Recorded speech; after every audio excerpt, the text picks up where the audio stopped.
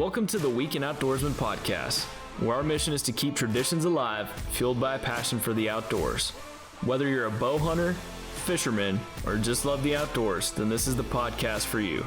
Our aim is to help inspire you to keep any traditions you may have alive, as well as create new ones. Any moment can be a learning experience, so we hope that you'll learn as much as we will through the guests we bring on here. Hopefully we can bring you the right information that can help you seal the deal on that big bull, buck, or whatever game you're chasing.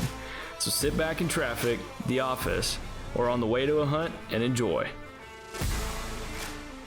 What's going on, everybody? Welcome to episode 3 of the Weekend Outdoorsman podcast. If you're a first-time listener, thanks for checking us out. And if you've stayed along with us so far, thanks again for tuning in.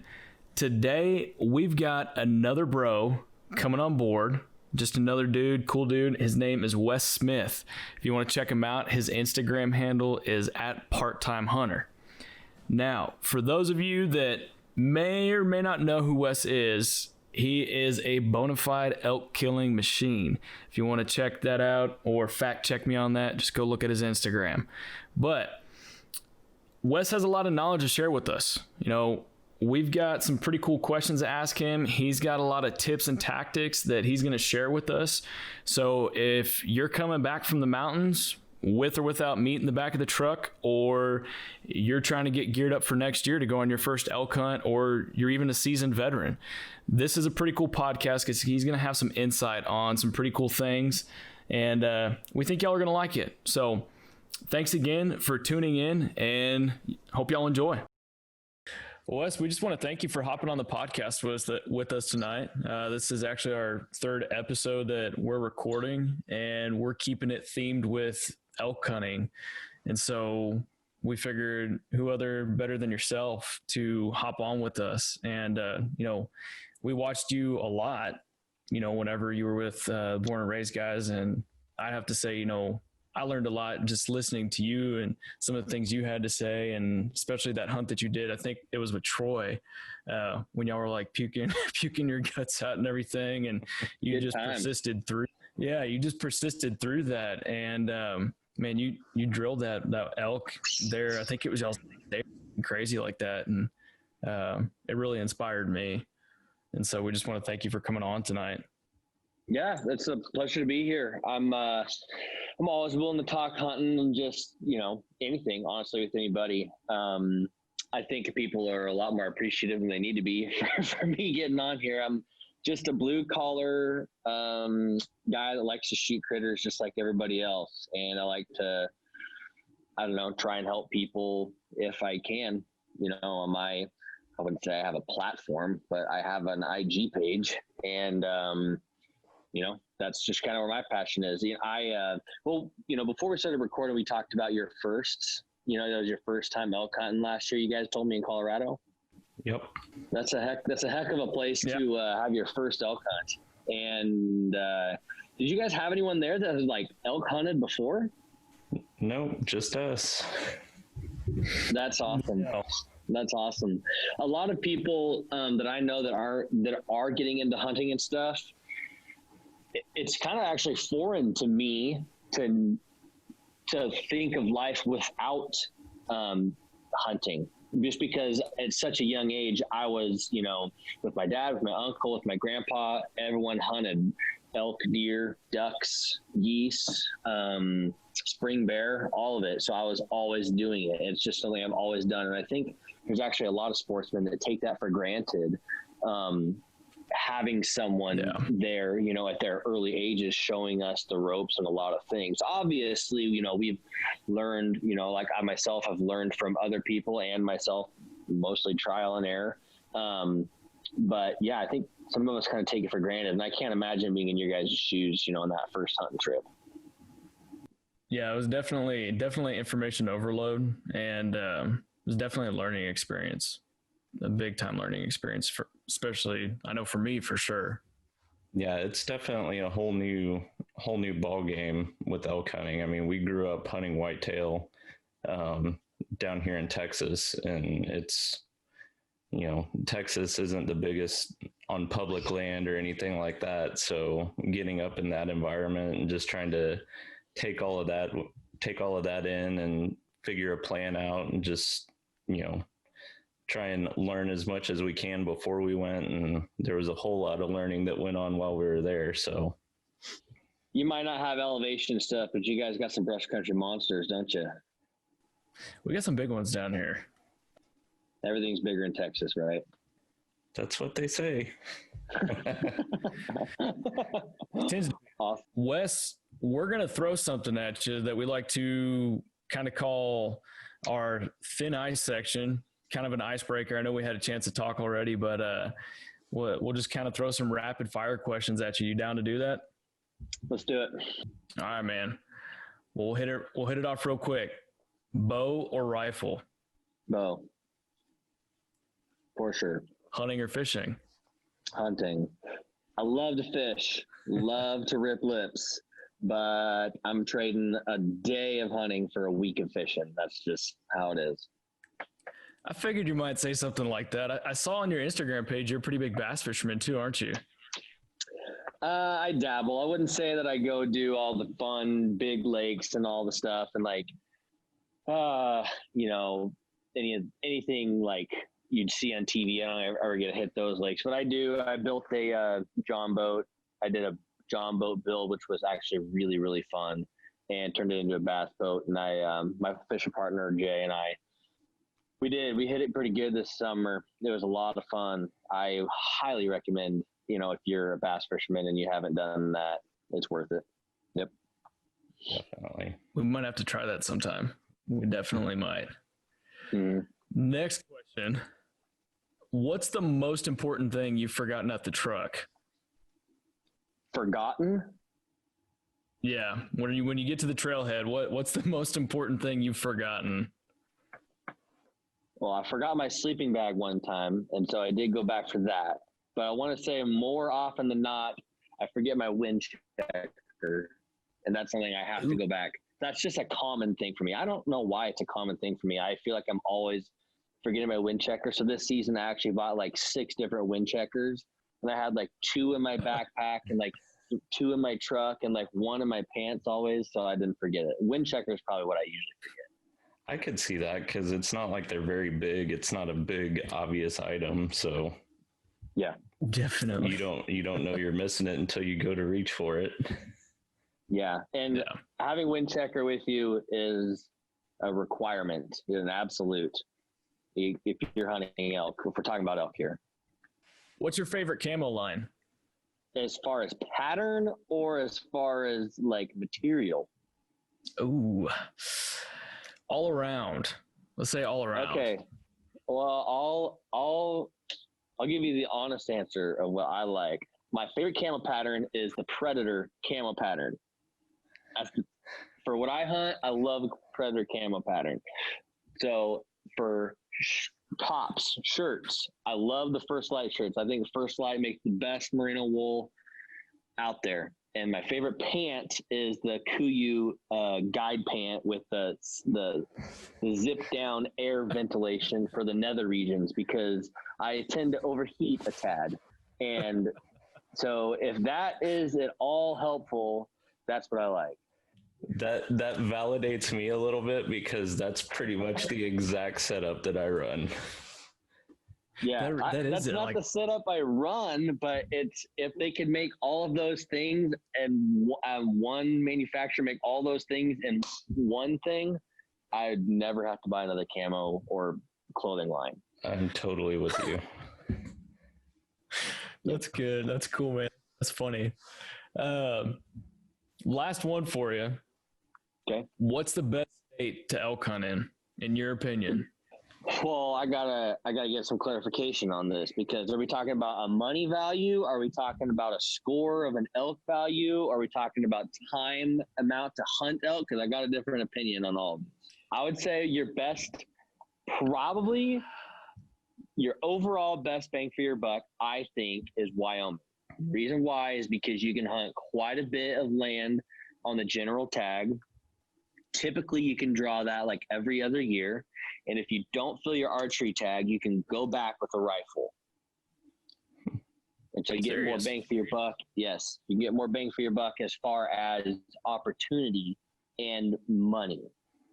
But Montana, you can hunt. Well, I don't know if you're listening to this podcast and you're basing your hunt off of this exact sentence, you probably shouldn't, and you should look it up on Montana Fish and Game. But I feel like Montana, you have 4 months to kill an elk, because I was talking to a buddy over there. He's a resident, so it's probably different for non-residents, and he can hunt from like late August to like January. And maybe that's just a deal for the residents, but it's something to look into. Montana is also expensive. Like probably, I feel like it's the most expensive out of state to hunt. So I think I've heard that. Yeah. Cool. Well, that covers it for the thin ice round, man. You made it through that pretty good. Great. Great. I didn't fall through the ice. Well done, sir. I love the camo line answers. Those are my favorite. Yeah, that's the brutal, honest truth right there. Predator, man. Anyways, they kill me. Okay. I have to second your opinion on the pant vent. Yeah. That's a game changer. Yeah, I would actually, while we're on that, I would actually recommend to everybody out there, I'm not exactly saying I'm clumsy in the woods, but I'm probably the best person in the world for research and development on durability of said objects, no matter really what it is. And I can turn a pair of merino pants into something that looked like the Tiger King got mauled with in about 45 seconds of stepping into the woods. It's no joke. You're a great field tester. I am. So before we get into the real meat of it, you're up in Oregon, right? Yep. So I live in Albany, Oregon. Mm-hmm. Okay. Are you having to, like, are the wildfires up there still affecting y'all, or we've seen you posting about those? Actually right now there's a torrential downpour happening. I don't know if you guys can hear it on my shop roof here, but it was actually really bad for a while. I evacuated my grandparents' place. The fire actually missed their house by like a couple hundred yards. We evacuated like 25 goats, a horse, 2 cows, all sorts of stuff.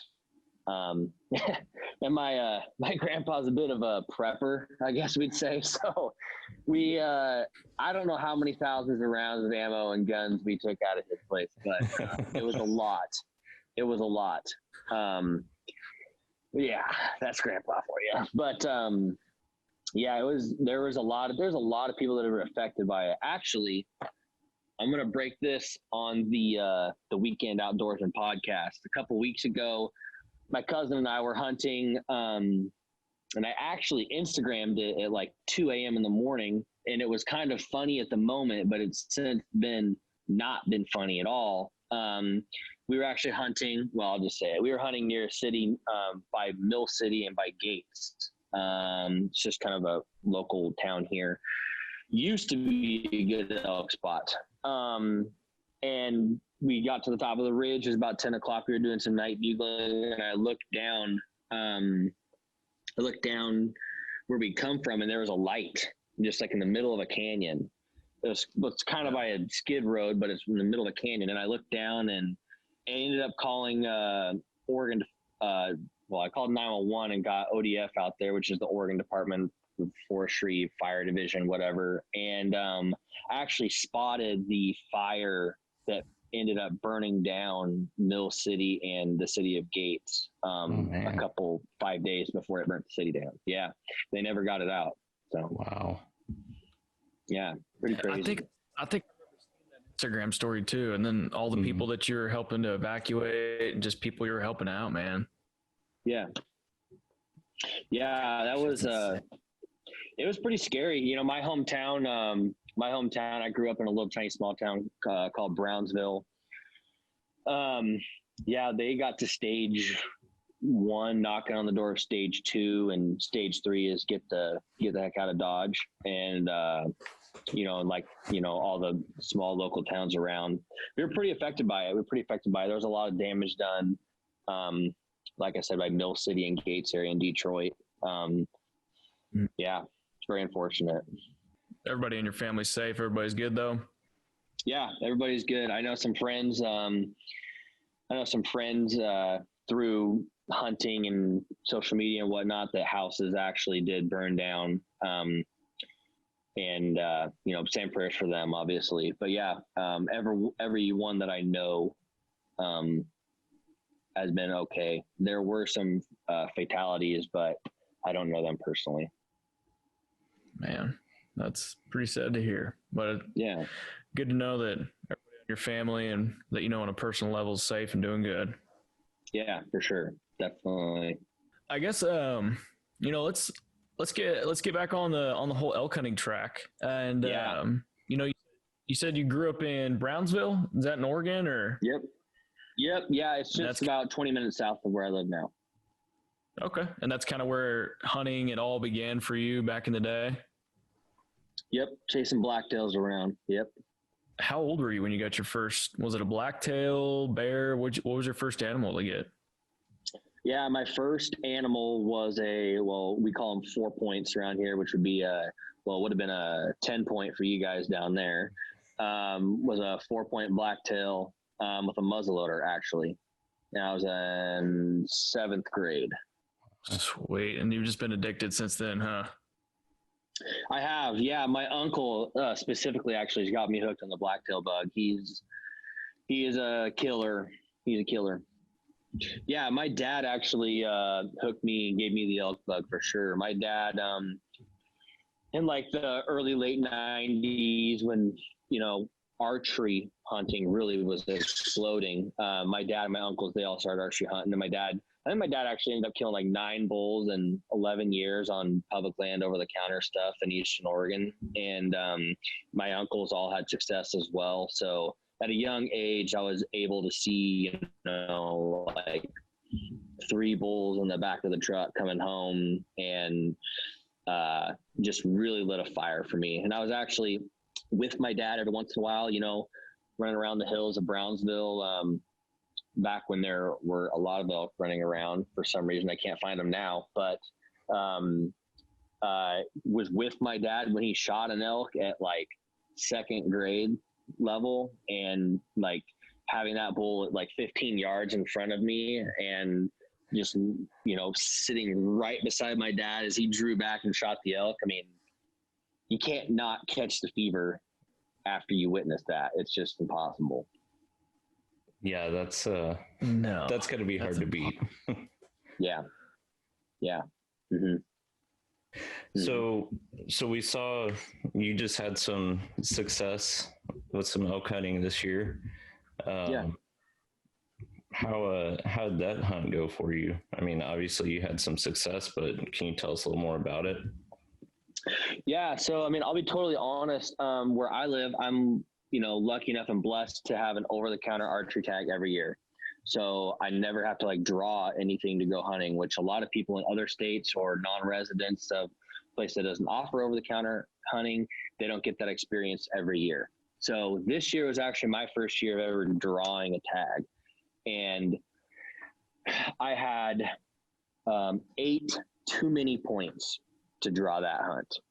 So the 100% was 7.5 or 8 points, and I had like 14 points. So obviously that math isn't correct. That's 6 points, but I had a lot of extra points. But being new and experiencing everything that I did with Bro, there's a lot of opportunities out of states to hunt big elk, and just in multiple states over the counter. And so I wanted to burn my points.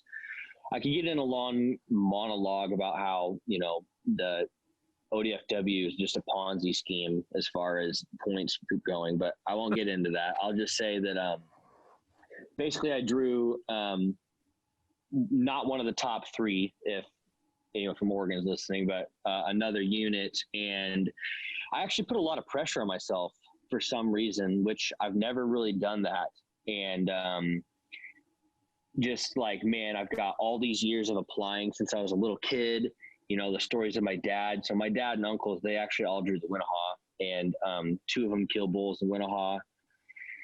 You guys probably don't know what that is, but it's basically the number 1 coveted unit in Oregon. Big bulls in there. And so I decided to not chase that unit, and I drew another unit. And I just put a lot of pressure on myself. And opening weekend, I went hunting, and I ended up shooting a whitetail a couple miles in. And it was actually full draw on a bull, and a cow barked at me and screwed the whole thing up. I wanted to shoot her in the face.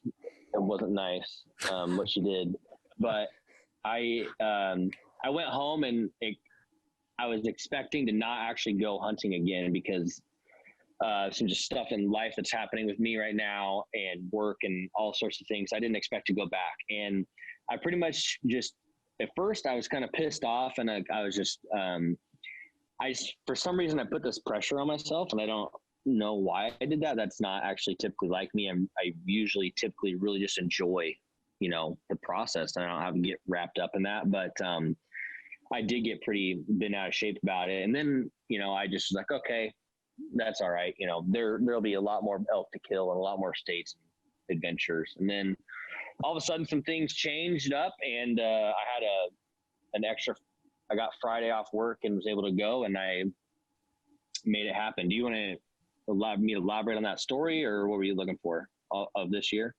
Oh, just, I mean, whatever you want to share about it. I mean, yeah. So I actually carried a friend's dad who's never killed a bull, and I wanted him to have a chance to go to have a good tag and a chance to shoot a bull.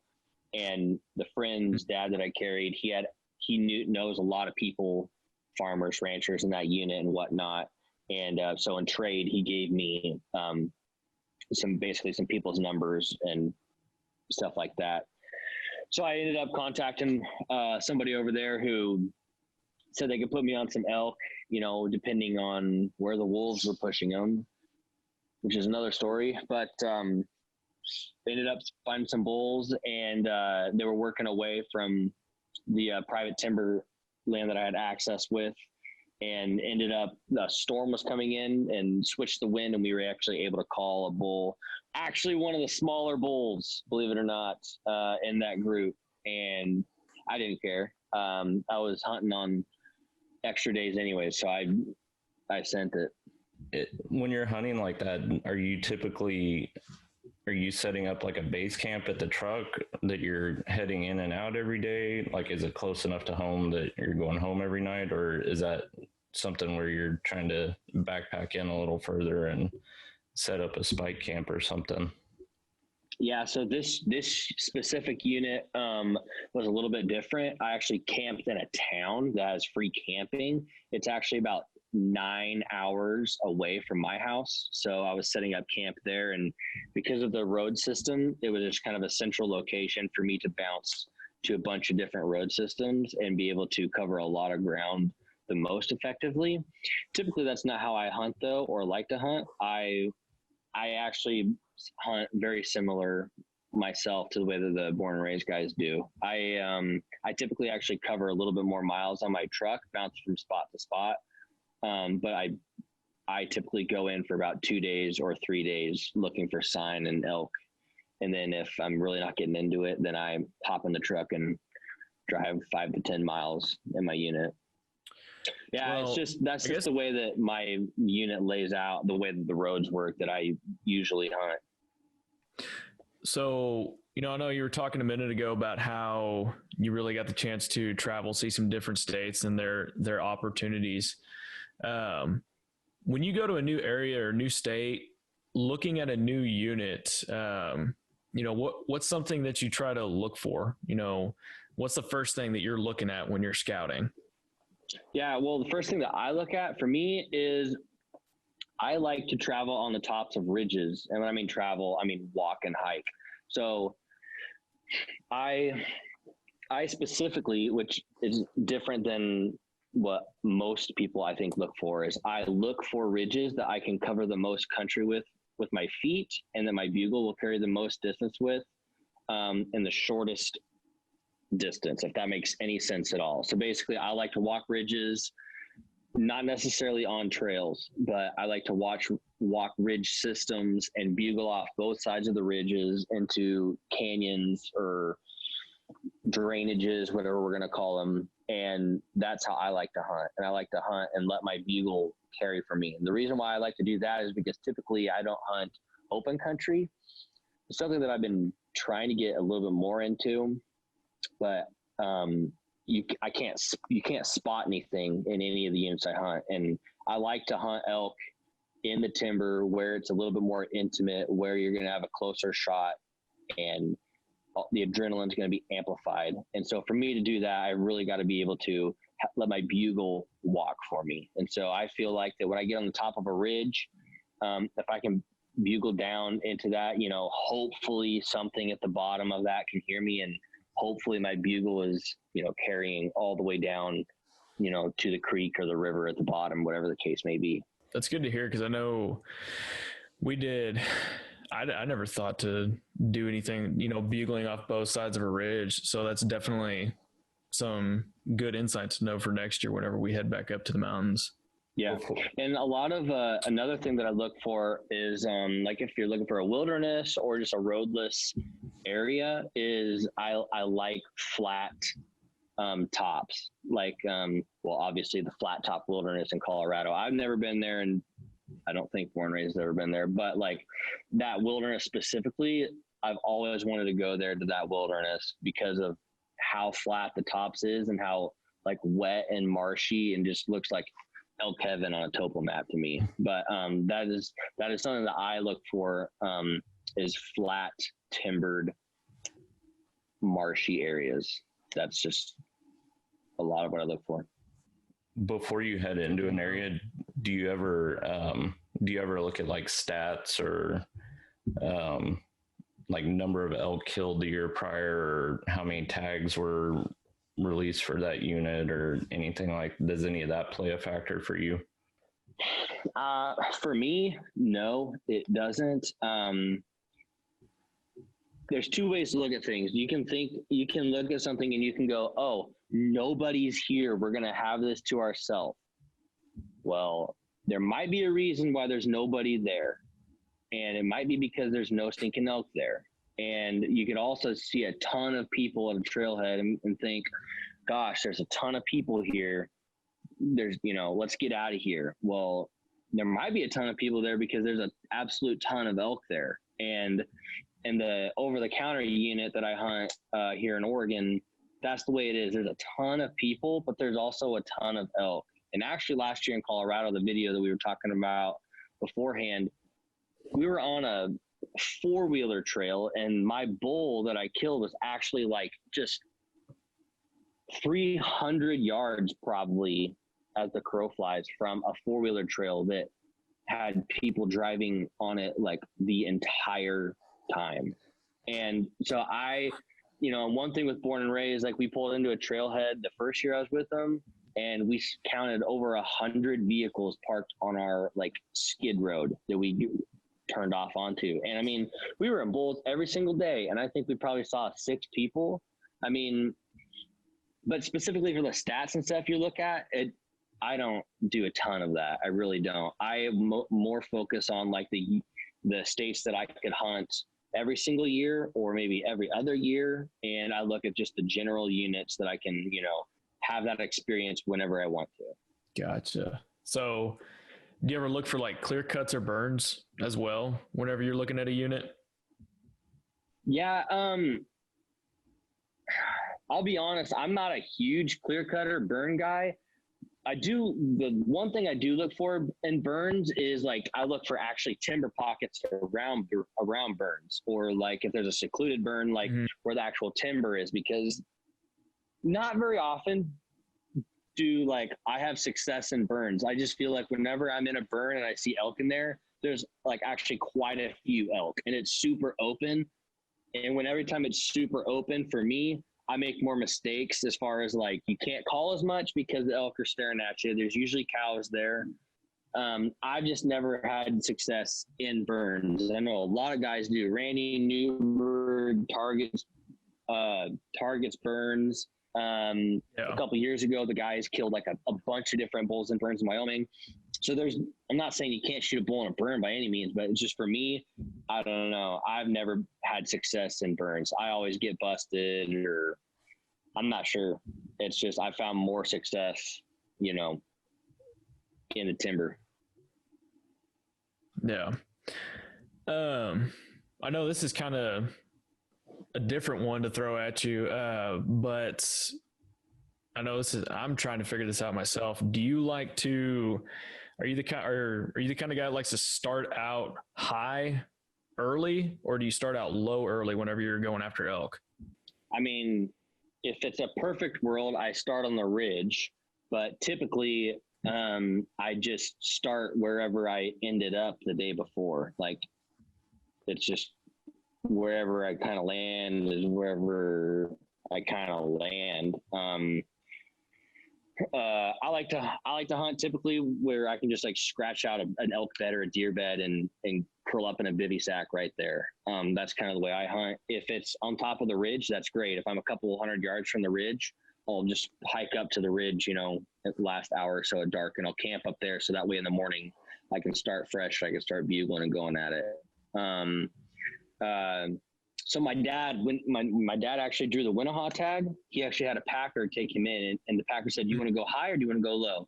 And my dad thought, well, it'd be a great idea to be down low by the river, number one, for water, and number two, everything's a downhill pack and I can bugle up into everything. Well, when my dad had a draw tag, they were looking for good bulls. They were looking for 320, 330, 340 bulls. Well, he could never see anything or spot anything. And he was very limited to what he could hear because of the creek and because of the river. And he could never tell what he was going after. And he could only go after the things that were bugling for him. He could never spot anything. So there's a couple advantages for going up high. I'm always been kind of curious about that, because I always hear, I listen to other podcasts and things, and I'll hear guys that have different opinions and they've had success at either or. But the main consensus that I've kind of gathered out of it is up high, ridges early in the morning. Yeah. And I think it's because sound carries better. And because, with the guys, we never camp by water. The reason why is because we couldn't hear anything. And I don't know how many times we woke up in the middle of the night to just bulls screaming, and then you just wake up and you're like, where is that at? Oh, it's over my head that way. And then in the morning, where do you go? You go over your head that way because there was no elk there 3 hours ago. So, yeah.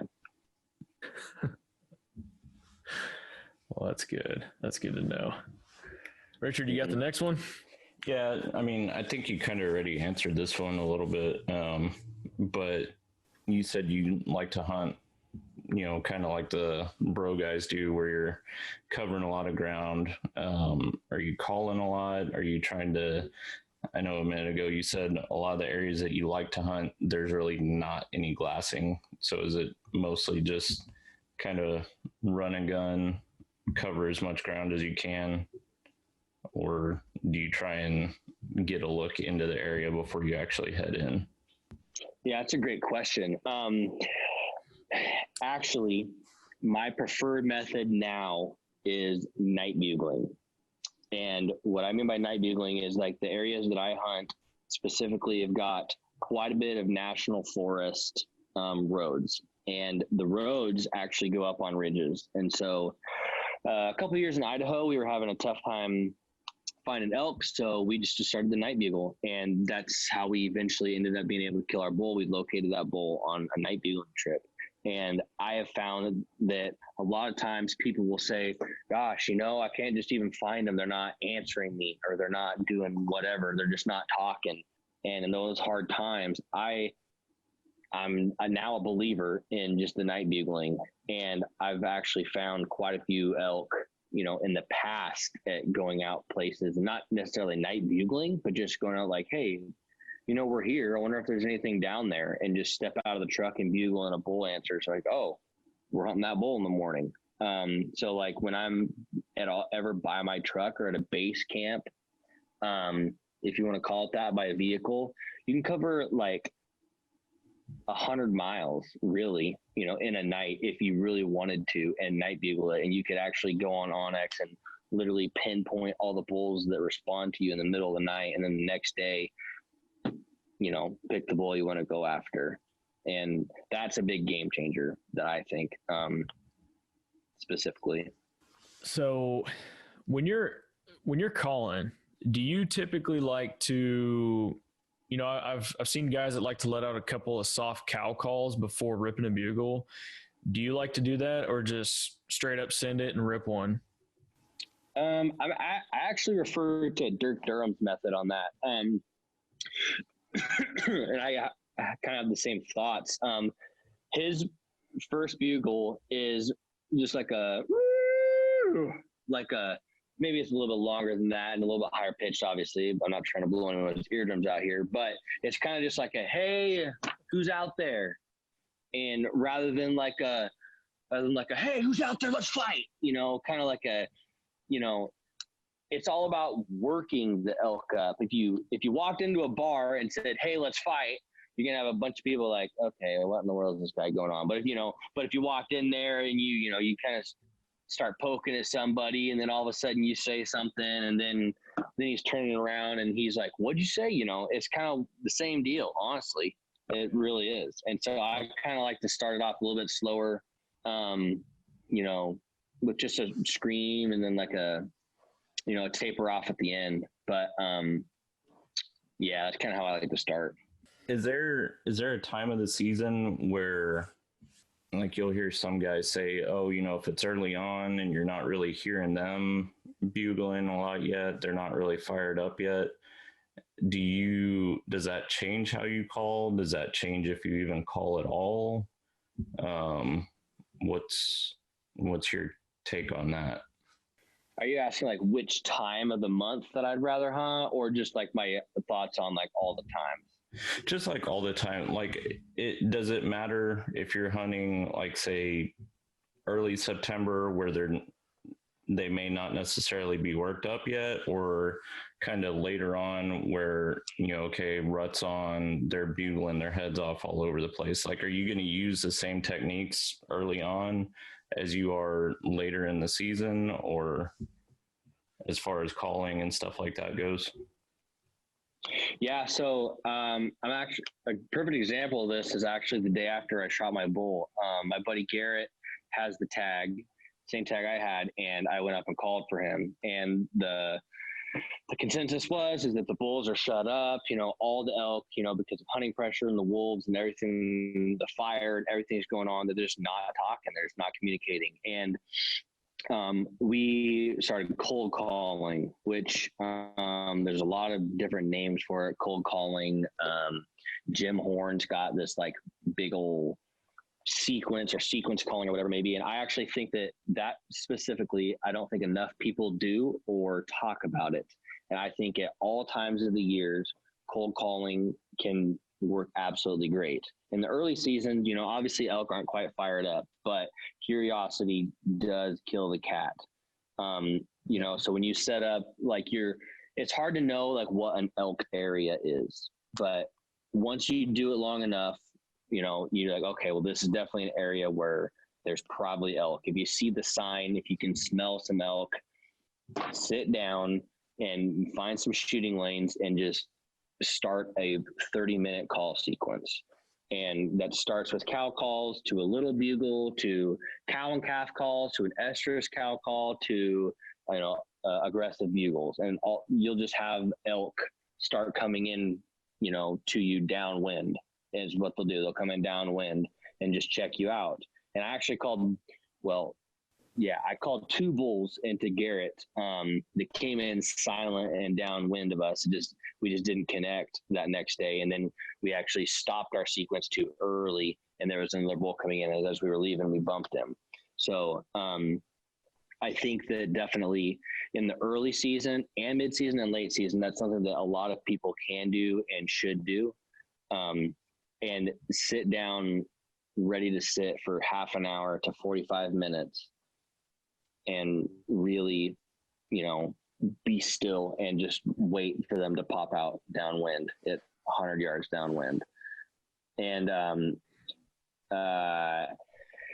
there's a lot of things that people say. I've actually had quite a bit of success in the first 2 weeks of season as far as elk encounters and just getting elk to come in. And I don't know if that's because all of the herds aren't quite herded up yet, but I have found that the first 2 weeks of season can be really good. Obviously, later in the season when everything's absolutely just fired up and screaming their balls off at you, obviously it's fun, and you're obviously going to hear more elk and you're going to feel like you're hunting better. But I don't think people should sleep on the first 2 weeks of season. What about full moons? I mean, do you let that play a big factor when you're going to go hunting? I know we look at that right now just because we're not 100% certain how to play the moon. Do we let that affect us? Do you let that affect you? Well, my motto is if I have a tag in my hand, I'm going to go, and it doesn't really matter what's going on as far as the moon wise. I'm just going to go every single opportunity. And now if you're going to plan a hunt, out of state hunt around a moon phase, I don't necessarily think that you need to go a different week because of the moon. I just think you need to be smart about it and hunt it. What's going to happen when there's a moon phase? Well, the elk are going to be up, later, and they're going to be more active at night. So what does that mean? So if I'm hunting a moon phase, a full moon on the 15th of September, I'm going to try to road bugle, or I'm going to try to night bugle, and I'm going to try to figure out where these elk are at night. And then once I figure out where they're at in the night, I'm going to get on Onyx, I'm going to get on my maps, and I'm going to see, okay, where are they bedding at? And then I'm going to go into that bedding area like a wrecking ball, and I'm either going to kill one or blow the entire herd out. That's pretty much how it is. Okay. Like it. Yeah. I like that. Yeah.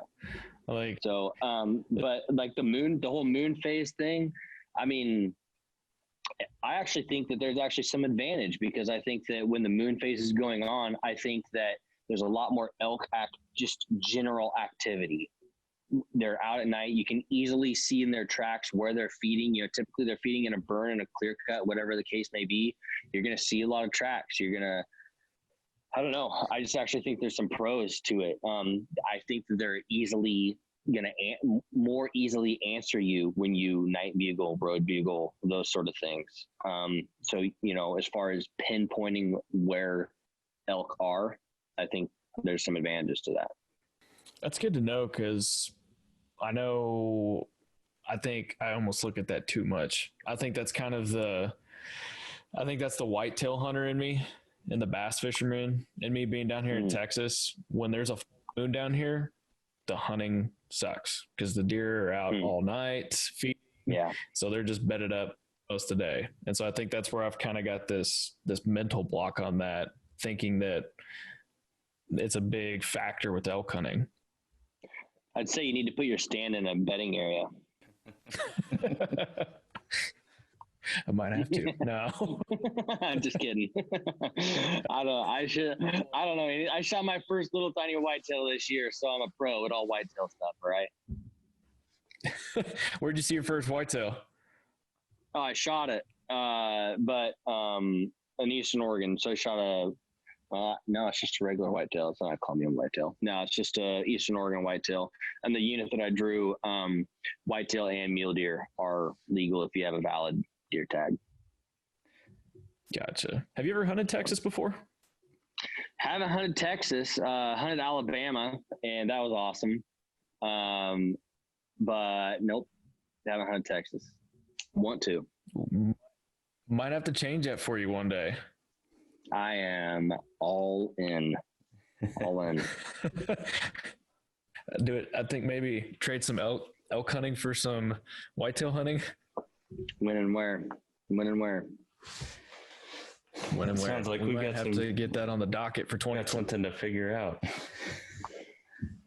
Let's do it. I would be down for that. So you talked about the call sequence, just kind of using that throughout the season. Is that something that you would recommend to anybody just trying to like start into elk hunting, or is there some other advice that you would think, a piece of advice you think would help them be more successful coming into elk hunting for the first time, or just being so new to it? Yeah, I would definitely say cold calling or call sequence is an easy way to it's an easy way to get elk in front of you, especially if you're not like super confident in like you're just like vocalizing you to an elk and back and forth. It's definitely a way to get around that and to still be able to call elk in. Someone new to hunting, I think overall the most important thing for a new hunter is, and I'm actually doing this with my cousin right now, and my cousin's new to hunting, and it's to just keep taking a step forward in just your hunting. I don't know what, if you call it like courage or whatnot, but like the first time I went elk hunting by myself, I was scared. I'm not going to lie, truly by myself, like just me out there.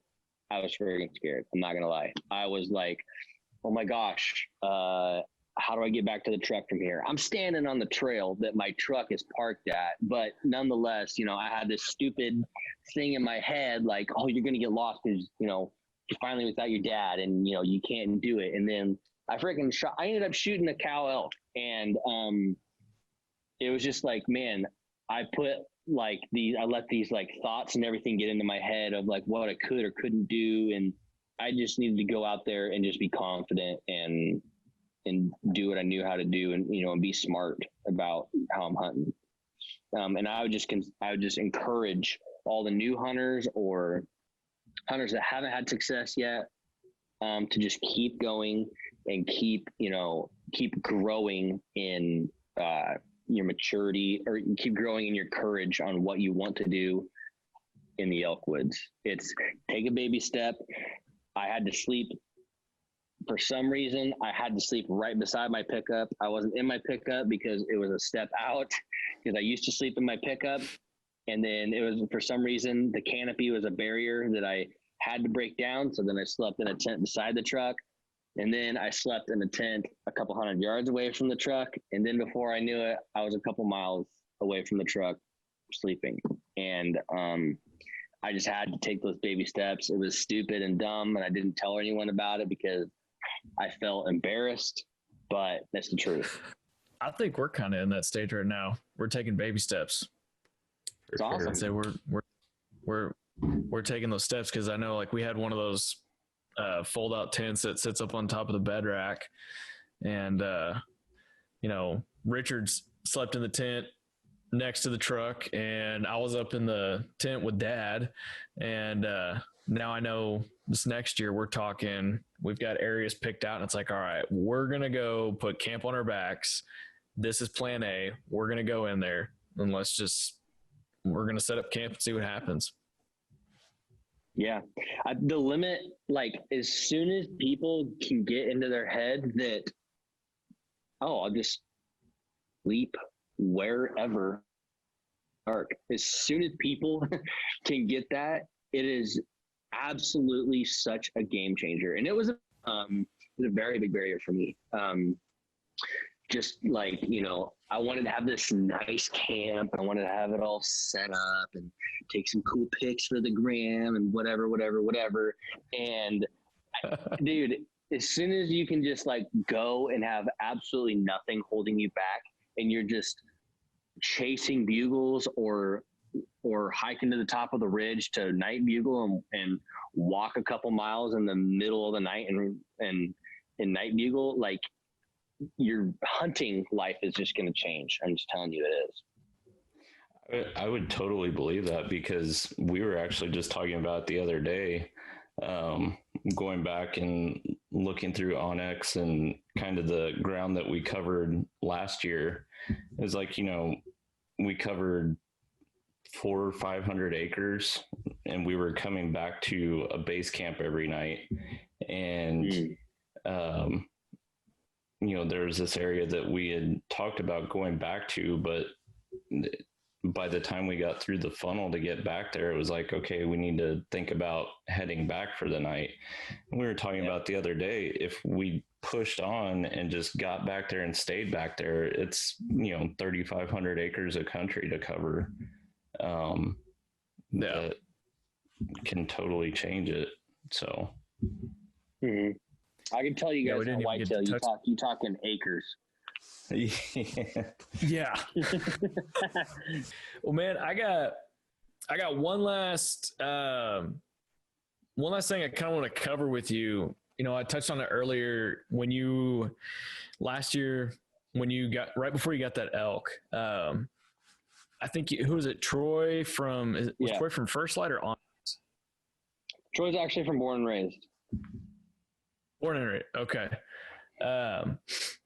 I saw, you just got sick as a dog, man. And I think a lot of guys would have just thrown in the towel, quit, and said, screw this, I'm going home. But, dude, you were freaking puking on the trail, dry heaving everything, going after it. And, I mean, how did you overcome that? What was going through your mind? I mean, did you want to go home, or you just said, screw it, we're going to go kill a bull? I went to a dark place is what happened. What wasn't videoed was I was actually, Troy and I were with Zach Fehrenbaugh from the Hunting Public, and we were headed in to another spot in Colorado. Troy was actually sick a couple days before I was, and I must have somehow got it from him or something. Maybe it was the sushi that I was eating in Colorado. I'm not sure. But on the way down from the mountain, I was actually getting really sick really quick, and I couldn't even get my backpack off quick enough and ended up crapping my pants. Like, not even, no joke. No. Like, no joke, just ruined. There is a pair of First Light merino boxers on a trail in Colorado. If anyone wants them, I'm sure they're still there. And it was pretty bad. I laid in Cody's truck for 2 days. At the end of 2 days, I thought, you got to get up. You got to get going. Drove into town, took a shower, ate some chicken noodle soup in there, drove back to the trailhead, picked up Troy, and I was like, that's actually when the guys texted us and said, hey, we shot a bull in Arizona. Go ahead and go do your thing. We don't need to meet up anymore. We said, great. We both felt like crap, and we both just felt like, you know what, we need to just persevere. Like, we didn't come to Colorado to just freaking wimp out, and just because we're sick or, I don't know how many days deep we were, but we were just like, we've got to keep going. And it wasn't all me. Troy was definitely there, encouraging me, and I encouraging him. And it just freaking happened. And that's kind of like, I've never been afraid to just drive 8 hours to hunt a day and a half, because you never know what's going to happen. Troy and I packed up for, I think we were planning for 5 days. We hiked in and shot a bull a couple miles from the truck the same afternoon/evening. And it was just like, that is why we go. It only takes one. That's like the common saying. And it's very true. It only takes one. So you always go, if you can. I went to a dark place, to answer your question. That was a long way of answering that question. But that, to be honest, was fueled by a little bit of anger and a lot of frustration. Yeah, but it was definitely overcoming. I felt like I overcame quite a bit. Yeah. For sure. Well, I commend you on that. Richard, you got any other questions for him? Man, I feel like we could sit here and talk all night, but I'm sure other people would have things to say about that. So you got other people too? I got other people. Yeah, I got other people. Yeah. And Will's about to have other people. Oh, wow. Yeah, Congrats, Will. Thanks, man. That's why we're not in the Elkwoods this September, but that's okay. Hey, that's all right. There's one thing that's more important than hunting, and that's family. So Yep, that's definitely true.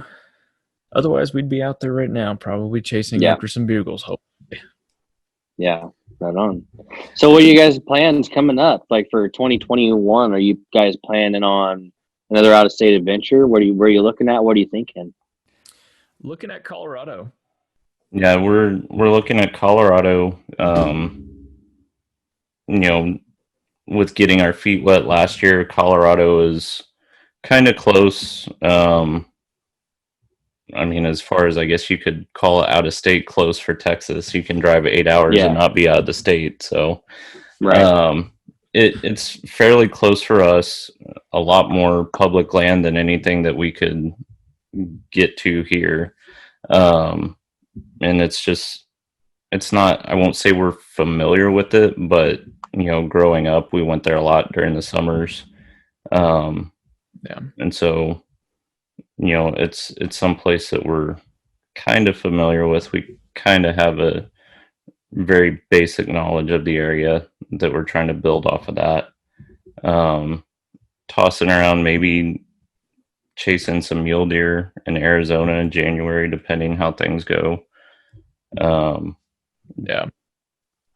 But I think Colorado is probably the big one right now. What do you have in the works? I'm not sure exactly. I don't know. There's going to be a Nevada mule deer in the next 3 years, as well as a Wyoming elk hunt in the next 3 years. And looking at actually trying to do an Alaska trip in 2022 because how long you have to plan out for Alaska. So yeah, that's kind of what's on my radar right now. I'd like to do a Wyoming elk hunt and rifle hunt that. But I'm not sure. I have a couple points, and so that's kind of the thing. It's like when you play the out of state game, as you guys are finding out, you're like, oh well, I could apply here for 2 years and here for 2 years, and then I have 3 points or 4 points. Well, maybe there's a better tag than just a general, or maybe there's this, that, or the other. And then you get down this wormhole of go hunt is what the wormhole is called. Yeah. Yes. Most definitely a wormhole. Yeah. Yeah. Mm-hmm. Do you have any plans to do your own YouTubing, podcasting, or anything? Or I actually have no plans of anything on YouTube or podcast. I don't know. I just don't really want to do my own thing. I don't know. I've got some other things in the works. I'm not really talking about it. But it doesn't have anything to do with media wise, but it is in the hunting industry. Awesome. Cool, man. Yeah. Mm-hmm. Well, we'll look forward to stuff from that down the road then. Yep, you will. Yeah, hopefully we can stay in touch moving forward and kind of keep tabs on everybody. And yeah, for sure. Yeah. Let me know if you guys ever got any questions about out of state stuff. I don't know all of it, but I know a little bit about a lot. And then the dudes who go hunt, they know all of it. So yeah, let me know if you guys ever got any questions or anything you want. for sure, man. Sweet, man. One thing I think that we've gone through or gone into all of this with is we're willing to learn whatever we can from as many people as we can. So anything that you're open and willing to share, we're willing to listen to. All ears, man. Awesome. All ears. That's a great position to be in. That really is. I mean, it's learn from other people's mistakes is the biggest thing I can say. And when someone says, dude, you definitely want to look into this, don't like look into it, be skeptical, but definitely look into it is what I can say. 'Cause I wish I would have followed some advice of, people that were trying to help me out, and I was just young and dumb and wanted to do it my way, and so I had to learn by fire. So we've never done that. Yeah. Just to real quick, I guess, one last thing I'd like to touch on, Wes, just answering your question from earlier is what's our why? And really, I mean, we're not subject matter experts at all. When it comes to elk hunting, we're new. Even when it comes to deer hunting and other outdoor things, we're not experts. And so I'd have to say one of my whys is going through these processes and these experiences for others to learn from us. I've had so many guys ask questions about elk hunting. Just the 1 year we've gone, I've had so many people ask me questions, and it's just like, well, I'm not an expert. Here's the things that I did. You can go try it. I'm not telling you it's right. I don't know if it's wrong, but I think it's cool that people can learn from us learning as well. Yeah, that's awesome. There definitely needs to be more people out there that are super open and willing to share all that they've learned. And like, I don't know if you guys know anybody down there that's like hunted elk and killed elk, but if you do, I would be like the most annoying person to them, and really trying to get as much as you possibly could out of that person. And it's not like, I'm not saying like take advantage of the person or anything, obviously. I'm just saying like you definitely need to be a fly on the wall and soak up all that info. For sure. I used to work in a archery shop down here, and if I had guys come in that told me they had elk hunt, I was kind of like that magnet. It's like, well, let me ask you a couple questions real quick. I'm going in September, I probably blew their ear off. That's awesome. Yeah, that's what it takes. It really is. Yes, it does. Awesome. Well, cool, man. Well, we really appreciate you doing this tonight, hopping on with us for some time. And, we really want to stay in touch with you and, keep talking elk with you, and just maybe we can get up on the mountain with you one day, or get you down here in Texas, do some bass fishing and deer hunting or something. Whew. I like all those options. I'm down. Yeah.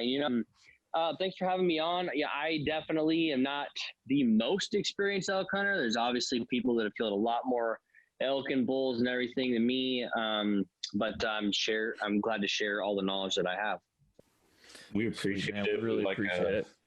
Yeah. I mean, following along with you on Instagram, it's awesome seeing the stuff that you're willing to share on there. And it's been even more awesome getting to talk to you and just pick your brain a little bit and actually hear everything that you have to say. So yeah, it's been awesome, and hope we get to do it again.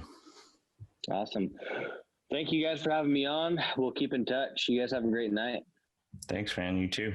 Yeah, you too, man. And that was episode 3 of the Weekend Outdoorsman podcast. Thanks everybody for tuning in. We were fortunate enough this week to have Wes Smith with us. Wes is an experienced elk hunter who's also a damn good all-around outdoorsman and has spent some time working in the industry. So we really appreciate him taking the time to sit down and talk with us. If you want to, give him a follow on Instagram. His username is part-time hunter, all one word. And also, if you like what you heard and want to follow along with us, check us out on Facebook at The Weekend Outdoorsman, or Instagram at _weekend_outdoorsman. And y'all have a great weekend. We'll see you out there. Thanks.